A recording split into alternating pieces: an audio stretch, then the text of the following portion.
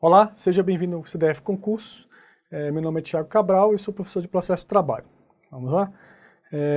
Trataremos nessa aula de partes, procuradores, representação, substituição processual, litisconsórcio e os postulantes, além de assistência judiciária e justiça gratuita. Temos nessa aula, vamos falar sobre as partes, depois vamos falar sobre os procuradores, depois vamos falar sobre representação processual, substituição processual, litisconsórcio, e os postulantes, e assistência judiciária gratuita e justiça gratuita por fim. Vamos lá? Partes. O que é ser parte? Toda vez que você pensar em partes, recorde-se de que, óbvio, né, a parte é um todo, é um segmento de um todo. Então, a parte é alguém que deduz um direito em relação, e a outra parte é aquela que resiste a esse direito, ou seja, uma pretensão resistida. Então, nós temos duas partes, pelo menos, tá? A parte autora e a parte ré. Tem algum doutrinador que vai falar que o juiz é a parte imparcial, mas eu acho que esse conceito, eu acho isso com fundamento na doutrina e na própria lei. O juiz é sujeito do processo, ele participa de alguma forma do processo, mas ele não tem aptidão de ser parte, porque ele não deduz nenhum direito e nem resiste a nenhum direito pretendido, ok? Então ele é apenas aquele sujeito colocado no processo pelo Estado, porque uma função privativa do Estado é de dizer o direito, não cabe a ninguém, senão o Estado dizer o direito, e ele é colocado no processo como sujeito autônomo, equidistante das partes, o juiz deve ser equidistante das partes, ou seja, ele não é parte, ele é um sujeito equidistante das partes para decidir, dizer o direito, certo? Vamos seguir. O juiz é parte? O MPT é parte? O juiz eu já adiantei. O juiz não é parte, ele é sujeito do processo, mas não é parte. O MPT é parte, o Ministério Público do Trabalho? Vamos lá.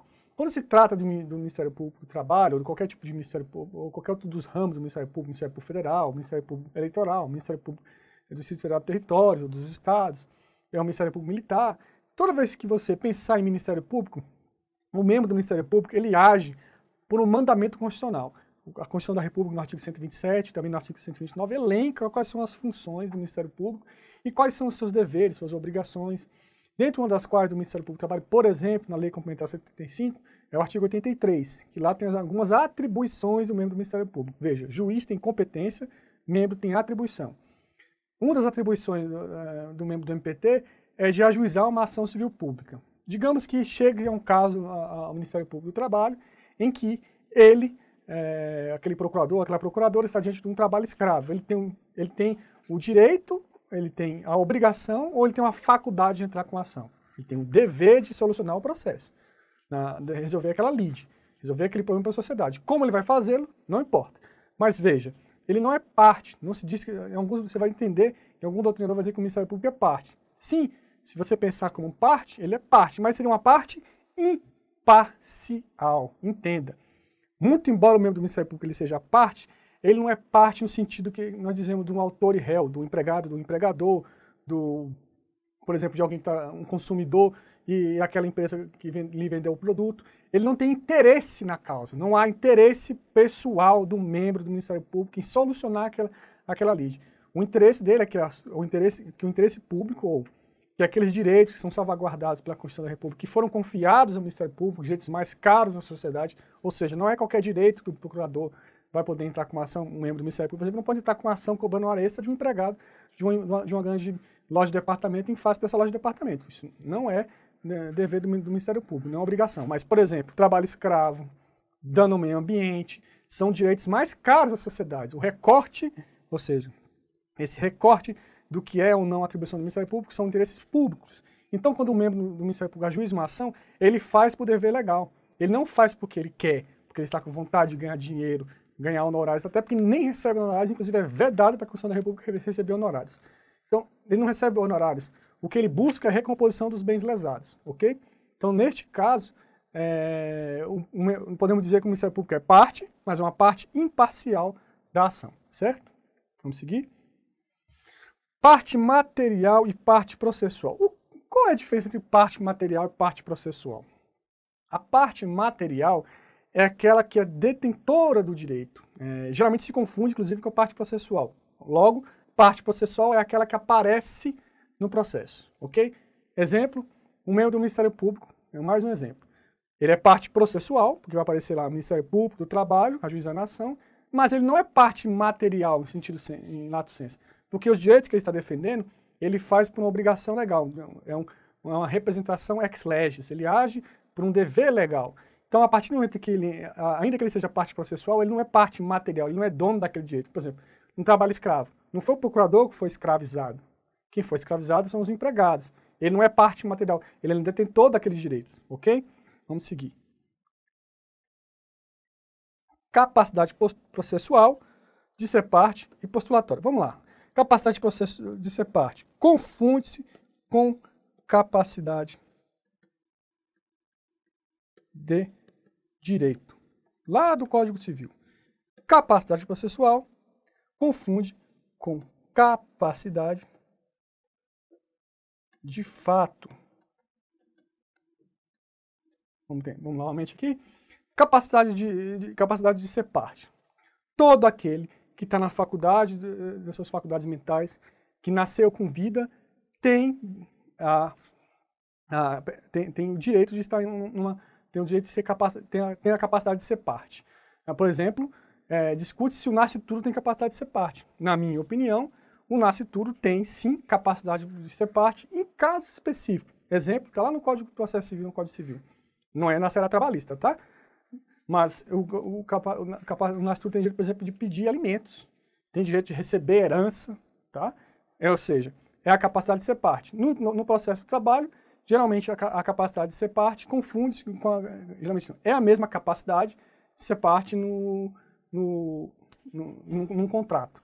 Então, a capacidade de direito é a mesma coisa que a capacidade de ser parte. A capacidade processual. A capacidade processual é a capacidade de estar no processo e defender direito próprio em seu próprio nome. Está vendo? Ela já é diferente. O fato de alguém ter a capacidade de ser parte não quer dizer que ela tem capacidade processual. Uma criança, por exemplo, de 12 anos, tem capacidade de ser parte, mas não tem capacidade processual. Por quê? Porque a capacidade de fato confunde-se com a capacidade de fato. No Código Civil Brasileiro, a capacidade de fato, ela inicia-se, ela tem início com 18 anos de idade. Se uma criança de 12 anos de idade for contratada por alguém e prestar serviço e for pedir esses direitos sonegados por um empregador, essa criança, esse adolescente de 12 anos de idade, o que vai acontecer com ele? Ele vai ter que ser representado por seus genitores ou por seu responsável legal, por um tutor, e se for uma criança, por um curador. Então, essa representação serve para suprir a falta de capacidade processual. Ah, mas você vai me dizer, mas no Brasil, pela Constituição da República de 88, no artigo 7º, é permitido o trabalho a partir dos 16 anos de idade. Então, ele já poderia ser capaz de ter processual. Não. O fato dele poder firmar um contrato de trabalho não significa que ele vai estar emancipado. E outra, ainda que haja emancipação, não vai dizer com que ele tenha adquirido a capacidade de ser processual. Só vai nascer com 18 anos de idade, ok? Capacidade postulatória. Quem tem capacidade postulatória? Capacidade postulatória é o direito ou a faculdade de alguém pedir, deduzir pretensões em nome de outra pessoa em nome próprio. Geralmente ela é conferida aos advogados, tá? Os advogados que possuem capacidade postulatória. Mas qualquer advogado, ou qualquer bacharel em direito, perdão, não. Somente aqueles que são bacharéis em direito e que passaram na prova da OAB. Passou na OAB, está regular com suas obrigações com a Ordem do Advogado do Brasil, tem capacidade postulatória. Com outra ideia de capacidade postulatória, o membro do Ministério Público. Então significa que o membro do Ministério Público tem inscrição na OAB? Não, nada a ver. Eu, por exemplo, sou procurador do trabalho e nunca fiz prova da OAB. Nunca. Eu não tenho OAB. Ou seja, mas a minha capacidade postulatória decorre da lei. Ela é, vamos escrever aqui no quadro para você escrever, ex legis. A minha capacidade postulatória como membro do Ministério Público é ex legis. Por quê? Decorre da própria lei. A lei vai dizer que para aquele determinado direito eu tenho capacidade postulatória, mas a minha capacidade postulatória é limitada. Eu não posso me autodefender de um processo que, por exemplo, ocorreu um acidente de trânsito, eu não posso me defender com um procurador do trabalho, porque a minha capacidade postulatória é limitada às ações do Ministério Público do Trabalho. Qualquer outra ação eu vou precisar de um advogado para me representar, ok? Vamos seguir. Capacidade processual ainda, tá? Legitimato ad processo. Esse é um termo muito utilizado para dizer da capacidade processual. Alguns vão dizer que capacidade processual e legitimidade para o processo é a mesma coisa, tá? Então, você vai ver muito doutrinador dizer isso. Muito embora eu veja uma confusão entre capacidade, que é aptidão para pedir, com legitimidade, que agora com o Código de Processo Civil faz parte, inclusive, não é mais nem condição da ação, uma legitimidade é legitimar alguém a fazer algo. É muito mais que uma própria capacidade. Muito embora esses termos não sejam sinônimos, também diz que capacidade processual é legitimidade ad processo. Então, grave para você, para a prova, se perguntar se capacidade processual é a mesma coisa de legitimidade ad processo, ok, não tem o menor problema, a depender do contexto. Convenção sobre o direito das pessoas com deficiência. Vamos lá? Vou escrever uma palavra aqui para você não se esquecer, tá? Processo de tomada de decisão apoiada. Vamos lá? Quando a gente fala sobre a Convenção sobre o Direito das Pessoas com Deficiência, a primeira coisa que você tem que se recordar, isto é uma norma constitucional. O artigo 5º da Constituição da República de 88 diz que os tratados de direitos humanos que forem recepcionados no direito brasileiro com o mesmo quórum de emenda constitucional adquire o status jurídico de norma constitucional. Esse tratado, essa convenção, perdão, apesar de essa convenção ter natureza jurídica de tratado, mas tanto faz, vou manter o nome que é convenção. Esta convenção, ela tem o status jurídico de norma constitucional, tá vendo? Se uma lei vier em conflito com essa convenção, a lei não perde sua validade e quem passa a viger é a convenção. Por quê? Porque ela é norma de status constitucional. Essa norma de status constitucional diz o seguinte, que a deficiência não mais pode ser encarada como algo introjetado, íncito à pessoa que tem aquela deficiência. Muito pelo contrário, a deficiência está nos obstáculos criados, somente obstáculos atitudinais, ou seja, obstáculos de atitude. Obstáculos em que a pessoa impõe a ela por própria atitude. Por isso que agora nós temos ideia de desenho universal. Toda vez que se pensar em um prédio, um edifício público ou privado, deve-se hoje pensar em desenho universal, acessibilidade. Por quê? Porque a deficiência ela está da pessoa, ela é piorada pelos obstáculos que estão. Por exemplo, você pensa numa pessoa com deficiência física e que não consegue se locomover. E que, então, deve se utilizar de uma cadeira de rodas. Essas pessoas, nas calçadas no Brasil, têm seríssimos problemas de locomoção. Por quê? Por causa de obstáculos no próprio terreno. Deve ser feito desenhos para que essas pessoas possam circular livremente, ok? E isso que tem a ver com capacidade processual? Processo de tomada de decisão apoiada. É um novo sistema utilizado para que as pessoas com deficiência, alguma limitação de ordem sensorial, alguma limitação que diz com sua mente, a sua psique, ela precisa de alguém para que possa utilizar esse meio de uma força de incidente que é criado no meio do processo, para que qualquer decisão feita por ela seja apoiada. É por isso que é processo de tomada de decisão apoiada. Ou seja, elas têm capacidade processual, entendeu? Elas têm capacidade processual e não precisam ser representadas ou assistidas. Veja, grave isso aí. Não precisam mais representar. Precisa, muito pelo contrário, precisa agora desse processo de tomada de decisão. Claro que em algum outro momento, se essa deficiência for do tipo incapacitante, a pessoa não tiver noção do que está fazendo, aí sim nós podemos passar assim, por uma representação, ok? Capacidade processual. Vamos lá? Esse artigo é da CLT, tá? A reclamação trabalhista do menor de 18 anos será feita por seus representantes legais e, na falta deles, pela Procuradoria da Justiça do Trabalho, esse aqui é MPT, tá? Esse termo é antigo, pelo sindicato, pelo Ministério Público Estadual ou procurador nomeado em juízo. Bem, quando ela diz aqui a CLT que é representada, perdão, quando a CLT diz que é representada, ela está utilizando de forma técnica o Instituto da Representação. A representação serve para suprir a falta de capacidade processual. A pessoa reclama em seu nome próprio, mas deve ser representada por outro. É um adolescente, por exemplo, que entra com a ação, que vai ser representada pelos seus pais porque ele não tem capacidade de ser parte. Não, perdão, capacidade processual, ele tem capacidade de ser parte, não tem capacidade processual, ok? Então, como ele não tem a capacidade processual, ele é representado. Neste caso aqui, diz que a ação será feita diretamente pelas suas partes. E diz ainda que o membro do Ministério Público o fará. Esse artigo está eivado de inconstitucionalidade, ou pelo menos uma inconstitucionalidade progressiva, ou uma lei ainda inconstitucional, ainda constitucional, uma lei em progresso de inconstitucionalidade. Por quê? Não cabe mais ao membro do Ministério Público fazer esse tipo de ação. Cabe sim à Defensoria Pública da União. São os defensores públicos que devem agir sobre as pessoas necessitadas. A atribuição do Ministério Público recebe um recorte diferente da Constituição da República de 88. Então, quando se pensar nessa ação, é óbvio que em alguns locais a Defensoria Pública não está aparelhada, e isso é regra, que a Defensoria Pública não está aparelhada. Neste caso, aí nós sim dizemos que podemos aplicar esse artigo, mas com os temperamentos, né?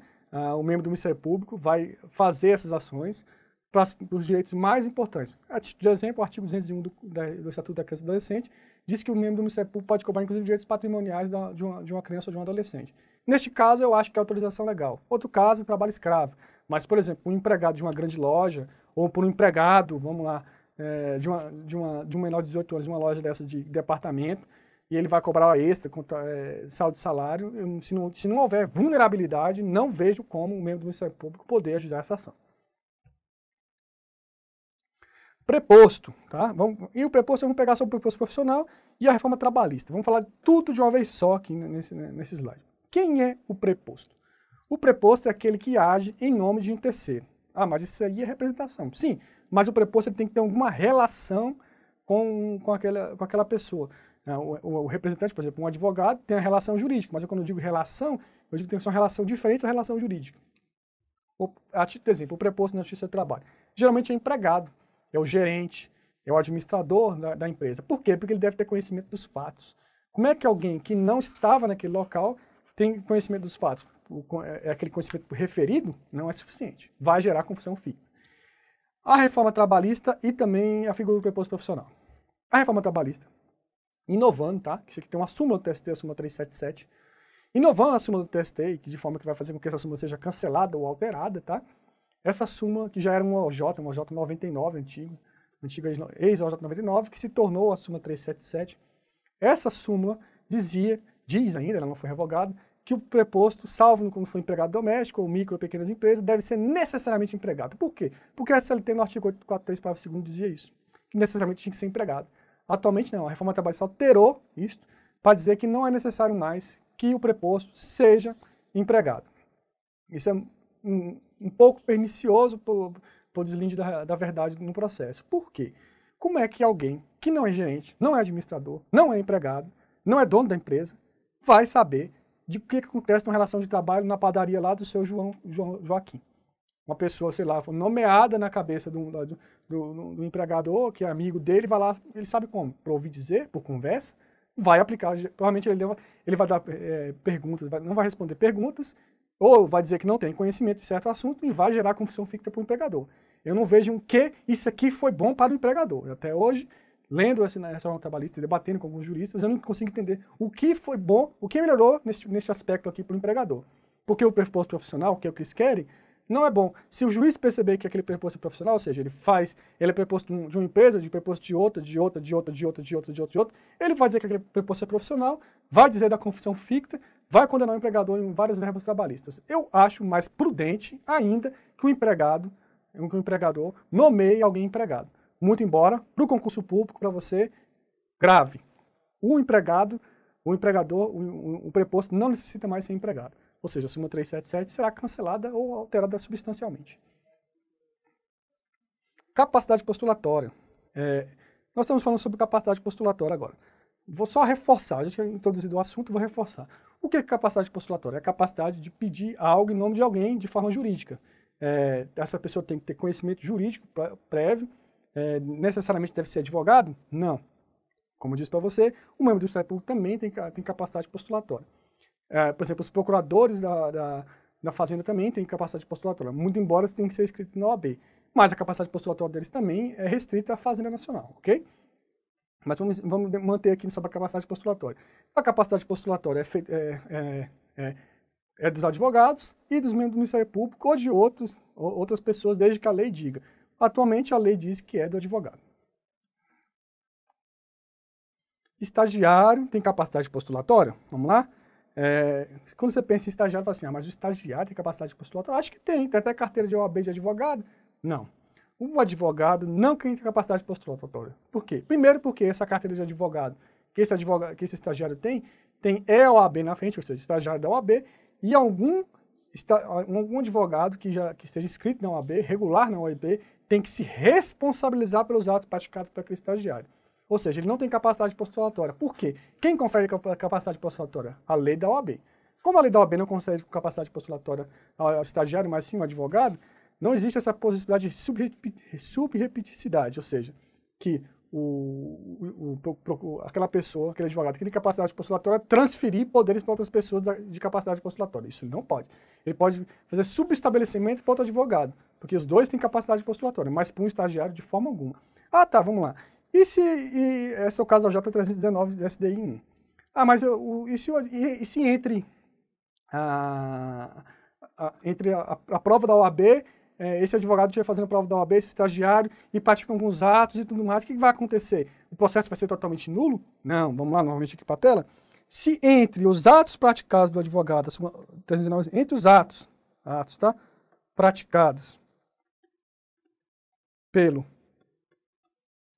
estagiário e a prova da OAB, ou seja, não tem problema, a aprovação da OAB vier, esses atos são convalidados, ou seja, aqueles atos que foram praticados então sem capacidade postulatória passam a ser validados, porque naquele interregno, naquele átimo temporal entre a sua inscrição na OAB, ele pegou a carteira da OAB. Então, neste caso, da OJ319, há sim capacidade postulatória para o passado, ou seja, muito embora a capacidade postulatória seja adquirida na partir do registro na OAB, para este caso específico do estagiário, pode ser sim convalidado aquele ato, ok? Questão de prova. É a possibilidade de peticionar em juízo que, na Justiça do Trabalho, pode ser feita diretamente pelas partes em primeira instância, sem intermediação de procurador. Trata-se da capacidade postulatória. Vamos lá, essa questão está correta. Uma informação adicional para você. A capacidade postulatória no processo trabalhista também diz com o jus postulante, tá bom? Então, o artigo 791 da CLT e a súmula 425 do Tribunal Superior do Trabalho tratam da capacidade postulatória da própria parte, ou do próprio empregador, ou do próprio empregado, de reclamar pessoalmente na Justiça do Trabalho, ok? Então, também, quando se trata de jus postulante, quer dizer de capacidade postulatória. Então, essa questão está correta.